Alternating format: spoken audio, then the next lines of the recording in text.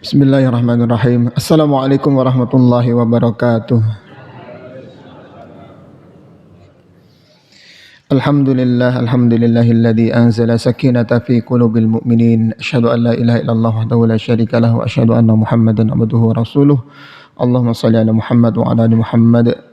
Rabbi shrah li sadri wa yassir li amri wahlul 'uqdatam min lisani yafqahu qawli. Asbahna wa asbahal mulku lillahi walhamdulillahi la syarikalah la ilaha illa huwa wa ilaihin nusur. Asbahna ala fitratil islam wa kalimatil ikhlas wa ala dini nabiyyina Muhammadin sallallahu alaihi wasallam wa ala millati abina Ibrahim hanifa wa ma kana minal musyrikin. Allahumma inni asbahtu minka fi ni'mati wa afiyati wa sitr fa atimma alayya ni'mataka wa afiyataka wa sitraka fid dunya wal akhirah.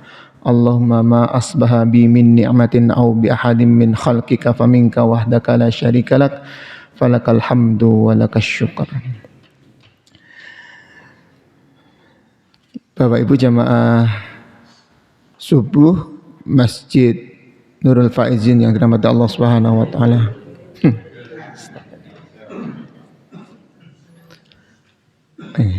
Masjid Baitul Faizin yang dirahmati Allah Subhanahu wa taala. Nyuwun pangapunten nggih. Kula sok kolak-walik kalau ngisi di sana nyebutnya Baitul Faizin, kalau ngisi di sini nyebutnya Nurul Faizin. Gandeng Kakang Adi jadi namanya hampir sama begitu. Ini mboten kesengajaan nggih, mboten sentimen nggih, tombo ngantuk malahan. Berarti panjenengan semuanya fokus jadi bisa ngoreksi gitu. Alhamdulillah di waktu-waktu subuh inilah Allah Subhanahu wa taala sudah menjadwalkan piket gitu kepada para malaikat yang setiap pagi dan setiap sore itu bergantian piketnya.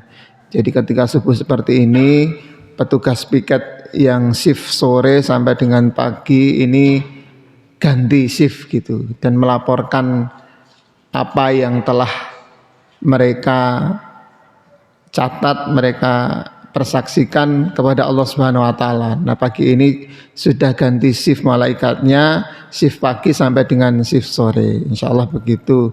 Nah, di awal-awal shift ini kita dimudahkan oleh Allah Subhanahu wa taala, dimampukan oleh Allah Subhanahu wa taala untuk mengawali aktivitas dengan aktivitas kebaikan semacam ini. Rasulullah ngendika seandainya manusia tahu dengan keutamaan dan besarnya pahala subuh, maka mereka akan berusaha untuk berangkat meskipun harus merangkak begitu. Nah, jamaah di Baitul Faizin ini adalah jamaah-jamaah yang insyaallah dicintai Allah Subhanahu wa taala, dimampukan oleh Allah Subhanahu wa taala di waktu-waktu yang bahkan berat semacam ini pun masjid ini sudah masjid ini masih dimampukan oleh Allah untuk penuh jamaahnya. Makatan ini ada berapa? 50, 60 jamaah. Luar biasa. Dan asbab saya beberapa kali mengisi rutin di taklim ini memberikan inspirasi kepada saya untuk bisa studi tiru gitu, mengadopsi kegiatan-kegiatan kebaikan ini untuk bisa saya bawa di masjid kami, di Masjid Tawakal Somodaran. Dan alhamdulillah sudah edisi kedua untuk bisa melaksanakan salat subuh berjamaah. Judulnya pun juga masih sama dengan sini, yaitu gerakan subuh berjamaah. Oh iya, nanti gambar saya enggak kelihatan. Ini live ya, Masya Allah. Ini sudah dapat monetas belum, Mas? Oh, belum. Kalau sudah dapat monetas nanti saya dibagi royaltinya nanti.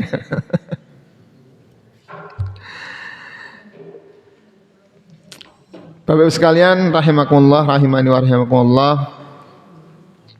Alhamdulillah kita pun juga tidak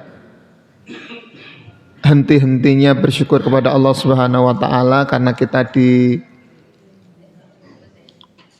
digariskan oleh Allah Subhanahu wa taala untuk berada di milah Nabi Muhammad sallallahu alaihi wasallam, yaitu berada di dalam jalan keimanan.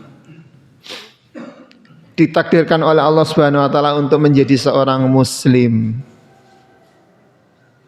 Tidak peduli bagaimanapun caranya gitu.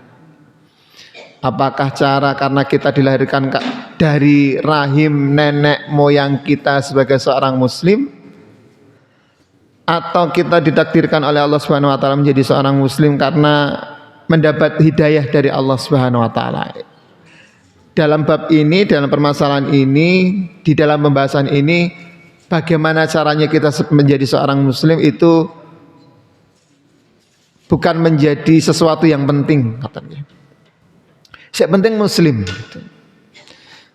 Karena syarat diterimanya amal itu, saya sudah beberapa kali menyampaikan, adalah menjadi seorang muslim, beriman kepada Allah Subhanahu wa taala. Ini syarat utama, prasyarat gitu. Nek orang muslim yo amalane ora diterima. Kalaupun diterima itu hanya di wilayah dunia saja, dicukupkan di dalam urusan-urusan dunia saja. Wong non muslim berbuat baik kepada orang lain, maka Allah akan membalas dengan kebaikan pula. Sek diapii kuwi juga berbuat baik kepada mereka, atau dimudahkan golek duite gitu. Hanya sebatas urusan-urusan dunia saja gitu. Tetapi ketika sampai pada urusan akhirat, maka hanya orang muslim lah gitu, orang-orang Islam lah yang memiliki pengharapan, oleh berharap gitu,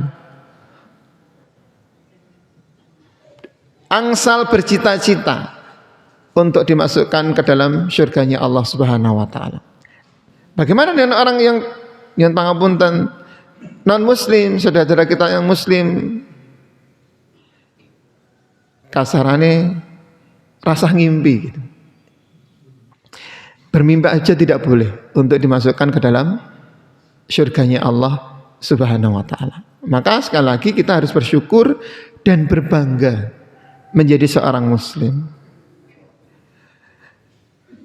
Aja isin, nggak usah minder, nganggo diobar-abir, klambine setengah jadi, katok sing bolong-bolong wedinggo,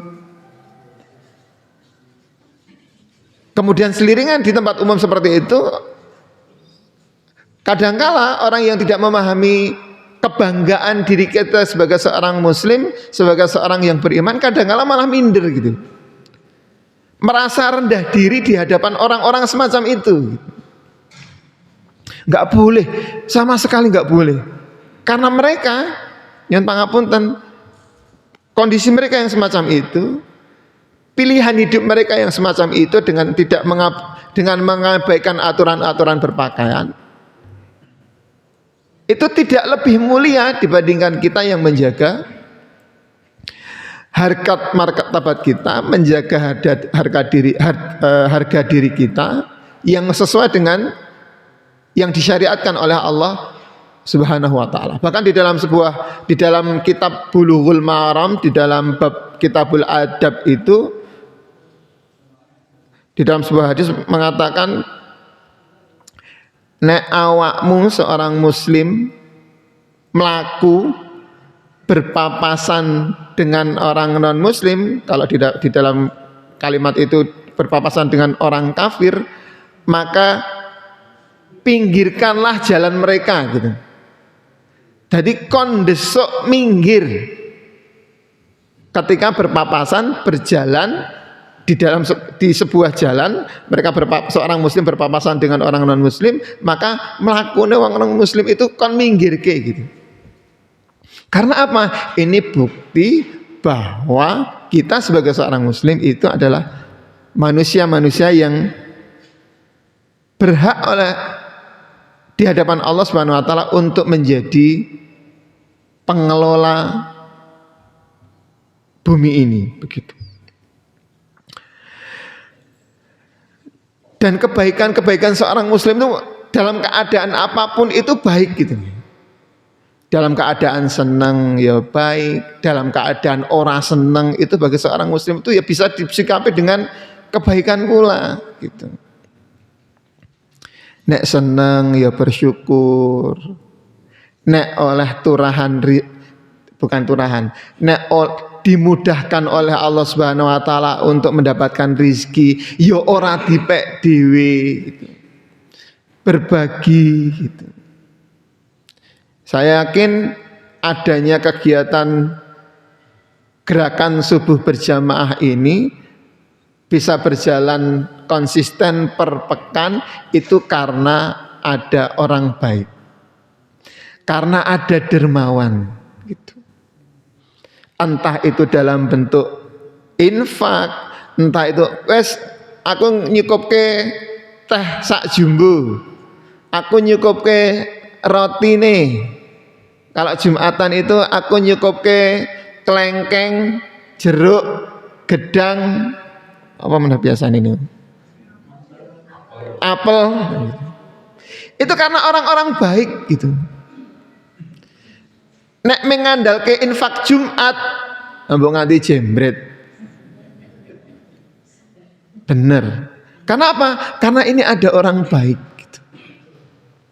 Inilah kebaikan seorang muslim itu semacam itu. Dalam keadaan dimudahkan kenikmatan dari Allah Subhanahu wa taala. Disikapi dengan baik juga. Ora dipek dhewe gitu. Nah, kebaikan-kebaikan itu diniatkan semata-mata karena Allah Subhanahu wa taala, tidak punya pamrih apapun. Hanya ridha Allah yang diharapkan. Bukan pengen punya pengaruh di antara orang lain. Bukan karena aku ngekei memberi uang kepada dia, maka dia harus kudu manut karo aku gitu. Enggak ada semacam itu. Maka ada ungkapan hati-hati dengan pemberian karena dia akan membungkammu. Membungkammu itu akan tidak berani kritis. Karena apa? Aku wis dikai opo-opo karo dhek, aku ngritik dhek. Enggak mungkin. Ini yang terjadi pada siapa? Abu Jahal. Tahu Abu Jahal nggih, Bapak Ibu sekalian nggih? Abu Jahal niku sinten, Bu? Pak. Nggih. Abu Jahal niku sinten? Pamannya Nabi Muhammad. Nama aslinya siapa? Amr bin Hisham. Artinya Abu Jahal niku napa? Bapake orang jahil. Abu itu bapak, Jahal itu jahiliyah. Bapak orang jahiliyah itu ya Amr bin Hisham itu. Tetapi dia juga punya julukan yang lain. Siapa namanya? Apa julukannya? Abu Hakam. Apa arti Abu Hakam? Bapaknya orang bijaksana.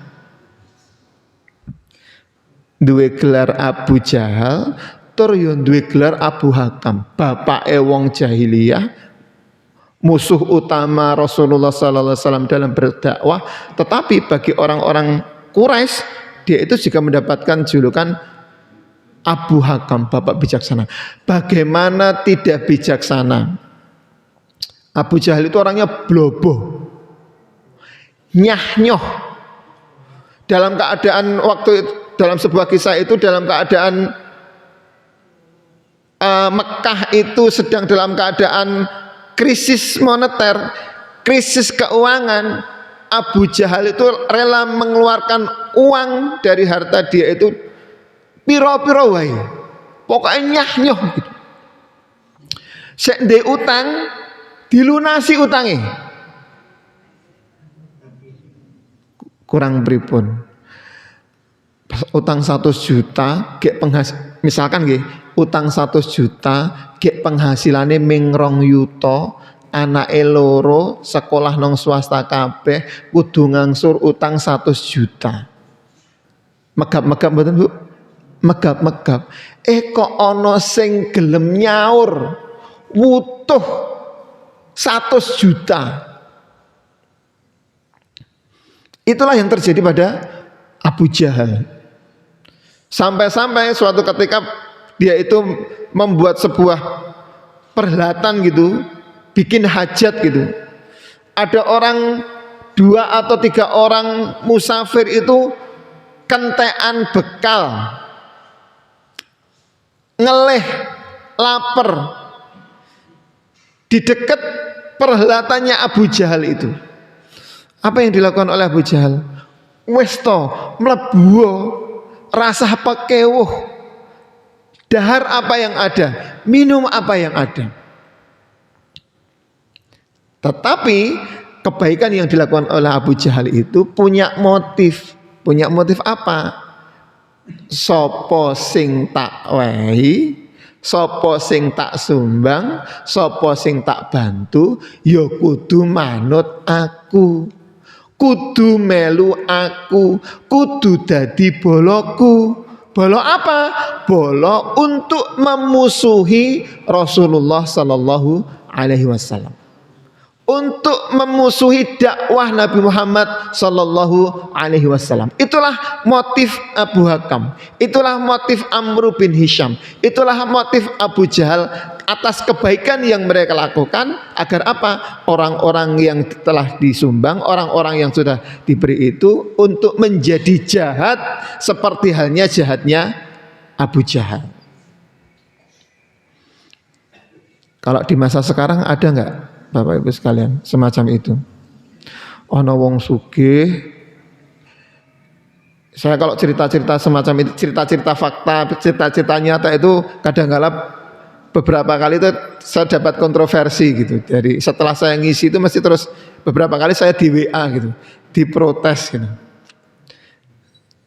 Rapopo Mas, matur nuwun sudah diingatkan, tapi memang apalah daya aku seorang yang tidak berarti apa-apa dan sebagainya dan sebagainya. Padahal saya ketika memberikan contoh semacam ini tidak menyebut nama, tidak menyebut nggone nang ngendi, omahe titik koordinat tentu mboten. Ini hanya untuk memberikan pelajaran. Kok kedelallah kuwi krasa tersinggung gitu. Tapi sekali lagi ini bukan karena saya tidak suka, ini hanya untuk pelajaran bagi kita sekalian. Sekali lagi kembali kepada kita sebagai seorang muslim, kita harus berbangga. Dan Allah Subhanahu wa taala itu tidak akan pernah sedikit pun mengabaikan kebaikan yang telah dilakukan oleh seorang muslim. Rasulullah ngendika, sesungguhnya Allah tidak akan menzalimi kebaikan seorang mukmin. Dengan kebaikan itu Allah memberikan rizki di dunia, dan di akhirat nanti kebaikan itu akan dibalas. Arti dari tidak menyanyikan kebaikan itu apa? Dari Allah Subhanahu wa taala, Allah itu tidak akan mengurangi nikmat yang telah diberikan kepada orang-orang muslim itu atas kebaikan yang mereka lakukan.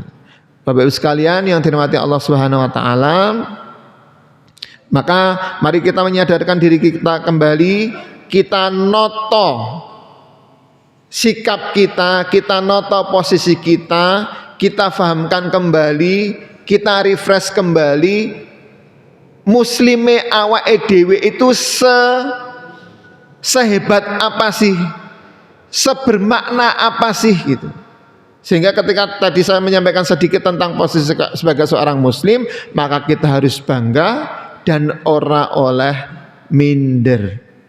Apapun profesi kita, karena profesi itu tidak mempengaruhi kemuliaannya di hadapan Allah Subhanahu wa taala. Bisa jadi wong sugih itu lebih mulia di hadapan Allah Subhanahu wa taala, bisa jadi wong pesek kuwi lebih mulia di hadapan Allah Subhanahu wa taala, bisa jadi wong ireng kulit itu lebih mulia di hadapan Allah Subhanahu wa taala ditimbang wong putih. Karena apa? Kemuliaan itu diukur dari ketakwaan. Ibu-ibu sekalian dan bapak sekalian dirahmati Allah Subhanahu wa taala, kita masih berada di bulan Muharram nggih. Laras mari kita buka kembali lembaran-lembaran baru di tahun baru ini bertambahnya tahun dari 1446 menjadi 1447 Hijriah, betul hitungan ongkone tambah, betul sekok 6 dadi 7, sekok 7 dadi 8, tetapi itu menyadarkan kita bahwa tambahi ongko tahun itu justru menandakan berkurangnya umure awake dhewe.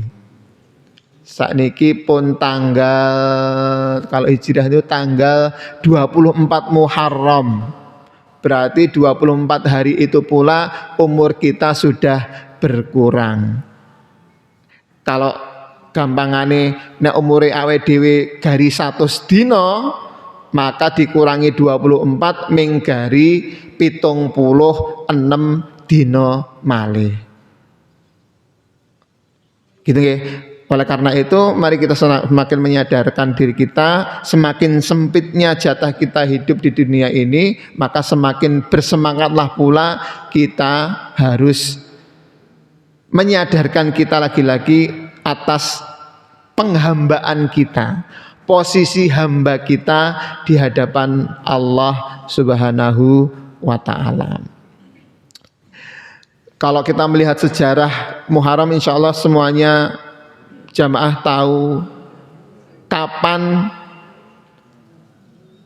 tahun baru Hijriah itu dimulai gitu. Itu dibahas pada zaman Khalifah Abu Bakar Asy-Siddiq. Di rapat ngeten ke sahabat-sahabat itu dijak rapat. Yuk awake dhewe gawe penanggalan Islam dhewe yuk. Nggih kula setuju. Kira-kira mulai ini ditandai dengan apa yo? Anton yang usul, oh ditandai dari hari lahirnya Rasul aja, ras setuju. Oh ditandai dari Rasulullah diangkat jadi Nabi aja, orang oleh setuju, buatan disepakati. Ketika Rasulullah wafat aja, tidak disepakati gitu. Maka Ali bin Abi Thalib yang terkenal cah nom sing cerdas itu usul, bagaimana kalau satu tahun baru Islam, satu Muharram itu diawali dari hijrahnya Nabi SAW. Maka kemudian sebagian besar sahabat mensepakati tok, oh ya wis sepakat tanggal 1 Muharram di 1 Hijriah itu dimulai ketika Rasulullah SAW hijrah dari Mekah ke Madinah. Kisah hijrah pun itu tidak kalah serunya dibandingkan film Jumbo. Ini sudah ngajak anak cucu nonton film Jumbo nggih Mas? Sudah toh Mas? Sudah toh? Oh belum toh. Itu kalau di sekolah itu saya diceritakan mesti Jumbo lagune, terus anak-anak hafal semua tuh lagu Jumbo itu. Kisahnya seru banget. Dan ini menjadi pelajaran bagi kita semua, terutama para pengampu kebijakan, entah itu takmir, entah itu Pak RW, entah itu Pak RT, bahwa Rasulullah itu mempersiapkan hijrah itu dengan matang, dengan perencanaan yang betul-betul jelas, pendelegasian tugas itu jelas. Ali tugasmu iki, Abdullah tugasmu iki, Fatimah tugasmu iki, Abu Bakar Asy-Siddiq tugasmu iki. Direncanakan dengan matang. Karena apa? Tantangannya, musuh yang dihadapi itu musuh-musuh yang betul-betul orang meng arep ngantemi mboten. Bukan hanya meng arep mencaci maki mboten. Tujuan utamanya satu, menghilangkan nyawa Rasulullah sallallahu alaihi wasallam. Membunuh Rasulullah sallallahu alaihi wasallam. Karena apa? Karena sudah tidak ada jaminan dari pamannya Abu Thalib. Saya pernah cerita kayaknya. Kalau di Arab itu kan gitu kan, ada budaya itu ketika seorang tokoh itu memberikan jaminan keselamatan kepada seseorang, maka orang yang dijamin itu ora oleh didemok, ora oleh disenggol dumuk, apapun yang dia lakukan. Dan itulah yang terjadi pada Rasulullah sallallahu alaihi wasallam.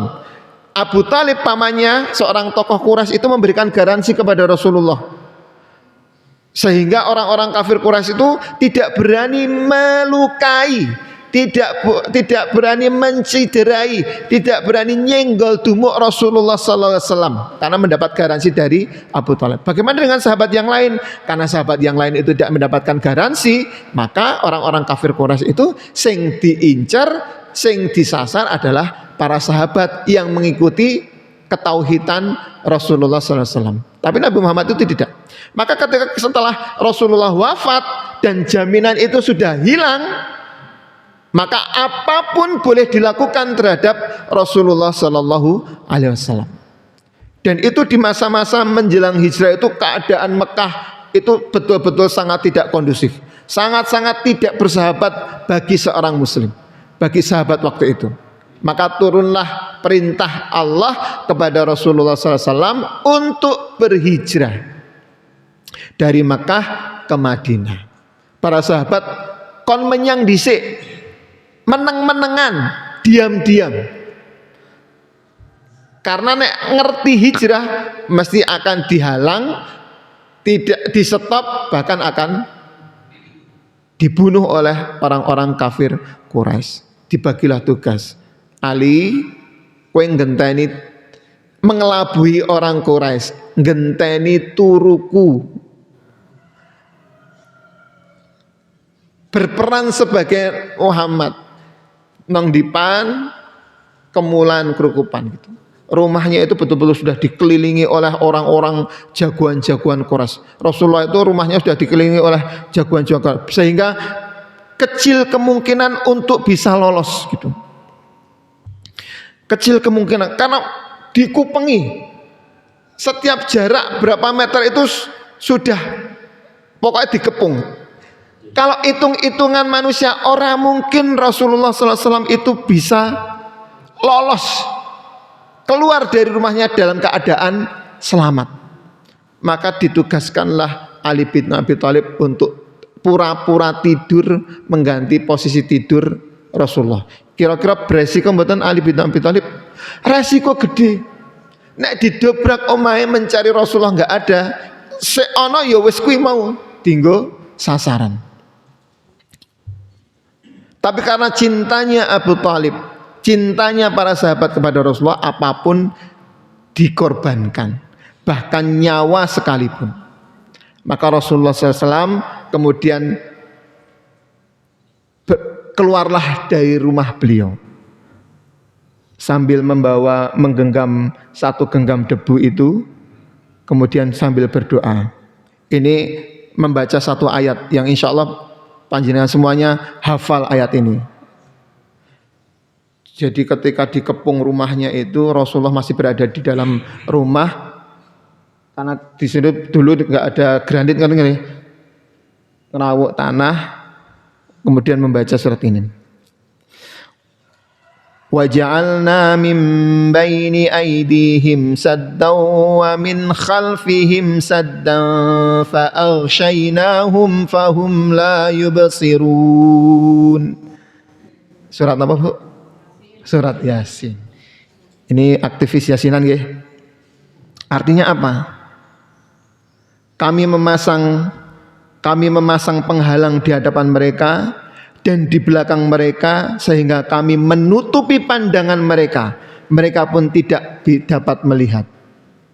Kemudian disawurke. Wur, wur, wur, wur. Bismillah, Rasulullah keluar dari rumah, buka pintu, mata penjaga itu terbelalak. Tapi ketika Rasulullah SAW keluar dari rumah itu, tidak ada satu orang pun kafir Quraisy yang melihat keluarnya Rasulullah SAW. Karena apa? Membaca ayat ini. Kinten-kinten saged dipraktekkan betul. Tanggal tua, bang plecite iki mesti jadwal bang plecit teko gitu. Ah, coba tak praktekke. Orang yang gegem lemah, gegem krikil. Waja'alna min baiti sawur kenong tukang ngetagi.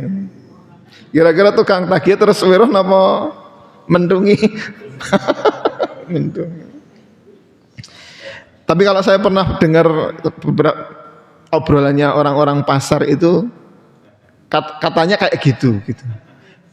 Saingan podo-podo bakul, piye carane sik tak sengiti kuwi ora payu. Mergane dagangane podo karo daganganku. Pernah nggih? Pernah nggih dengar? Sehingga wong tuku meng liwat-liwat tok gitu. Karena apa? Jarene gitu. Orang ngerti nek kono ki ana wong dodolan, retine nggone kuwi kosong. Sehingga orang itu ketika tuku, ketika lewat itu tidak melihat orang dodolan seperti itu. Apa jangan-jangan yang dibaca ini gitu. Insya Allah betul, tapi itu nggak boleh gitu. Seperti itu. Akhirnya kemudian keluarlah Rasulullah SAW dengan keadaan selamat gitu. Kemudian berhijrah. Tugas berikutnya adalah Abu Bakar As-Siddiq bertugas membersamai Rasulullah Sallallahu Alaihi Wasallam, melaku. Nah biasanya karena di sana padang pasir, mohon maaf saya belum pernah ke sana itu, setiap langkah itu masih berbekas, nipak sandal, nipak terompah gitu. Kemudian Allah menugaskan Abdullah, itu putranya Abu Bakar apa putranya Umar saya lupa gitu. Untuk apa? Untuk menghilangkan jejak langkah kaki itu. Caranya dengan apa? Dengan nggawa wedhuse gitu, irit-iritan untuk mengganti jejak langkah Rasulullah itu diganti dengan jejak kaki kambingnya. Sehingga tidak terlacak gitu. Sampailah ke suatu gua namanya gua Suryanto. Gua Sur. Di dalam gua.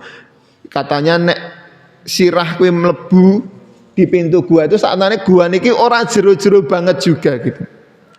Masuklah Rasulullah dan Abu Bakar ke dalamnya.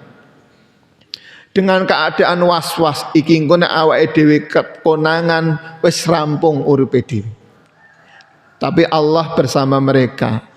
La tahzan gitu kan, kalau ayat yang masyhur itu di dalam Gua Thur itu kan kekhawatiran Abu Bakar itu dileremi sama Rasulullah SAW itu dengan kalimat la tahzan innallaha ma'ana. Janganlah kamu bersedih hati gitu. Masuklah beliau berdua, Rasulullah kesel, kemudian tidur berbaring di kepala beliau itu disandarkan di pahanya Abu Bakar As-Siddiq. Beberapa ulama mengatakan sak tenane iki ada makhluk lain di dalam gua itu. Makhluknya itu jenenge ular. Pengen melihat wajah kekasih Allah gitu. Ular itu pengen melihat wajah Rasulullah Sallallahu Alaihi Wasallam, tapi terhalang oleh kakinya Abu Bakar As-Siddiq. Gregeten toh dicokot. Cekluk. Padahal ulane itu ular berbisa, racunnya menjalar. Tapi Abu Bakar As-Siddiq menahan sakit itu, tidak sambat. Karena apa? Kalau beliau sambat, Rasulullah yang lelah itu pasti akan terjaga, akan ngelilir. Itu bukti betapa ya Allah tresnone itu tresno yang betul-betul di level puncak kepada Rasulullah SAW. Tapi kok suwe-suwe racunnya saya munggah, saya loro, tetap diampet. Akhirnya Abu Bakar As-Siddiq nangis, keluarlah air matanya, kemudian menetesi Rasulullah SAW. Tes gitu. Akhirnya beliau terjaga bangun. Loh, ini kalau bahasa saya nggih. Loh, kok nangis? Sedih ya. Berjuang karo aku. Menyesal ya telah bersamaku. Bahasanya bahasa nek cahaneme kayak gitu. Apa jawab Abu Bakar? Mboten ya Rasulullah, mboten. Saya bahagia bersama dengan engkau.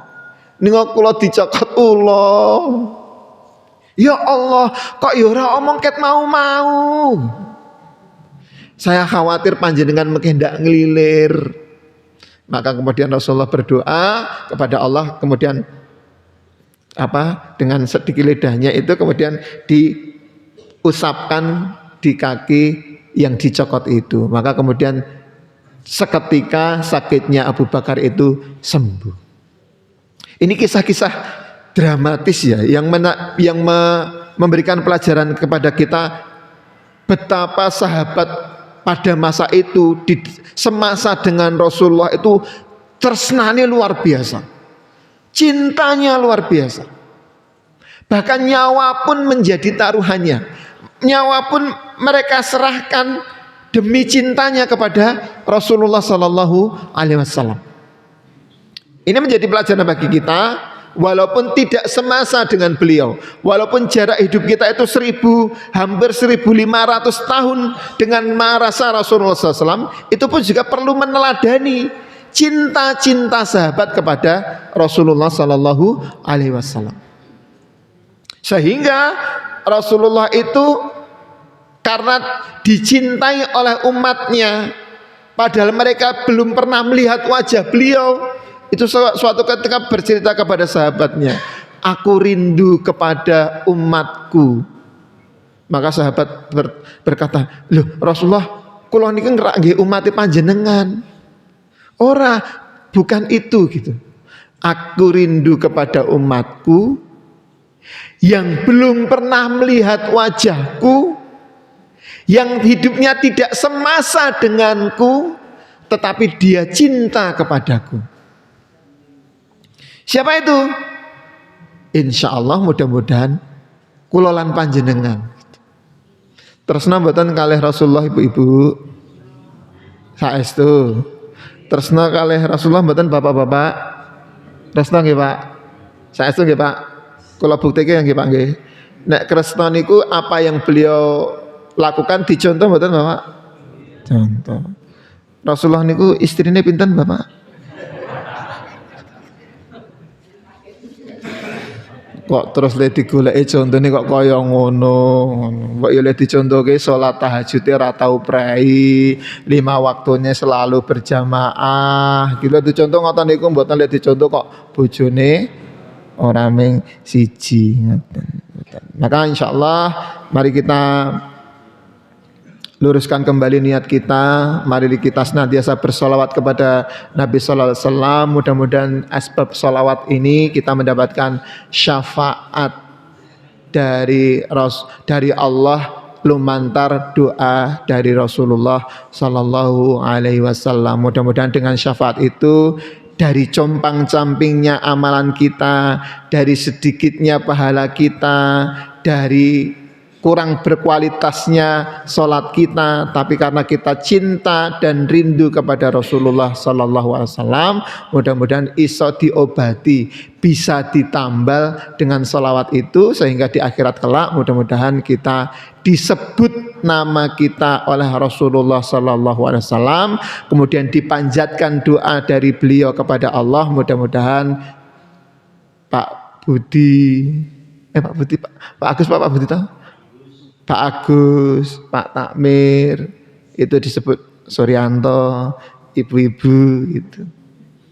Mungkin absen gitu, itu nanti fingerprintnya nanti insya Allah mudah-mudahan nanti bisa diwawas oleh Rasulullah SAW, sehingga nama kita disebut dan dimudahkan untuk masuk ke dalam syurganya Allah Subhanahu wa Ta'ala. Allahumma amin. Wabillahi makatan ingkang saged kula aturaken wonten kirang langkungipun nyuwun pangapunten semata-mata dari kefakiran ilmu saya terkait dengan keislaman kita.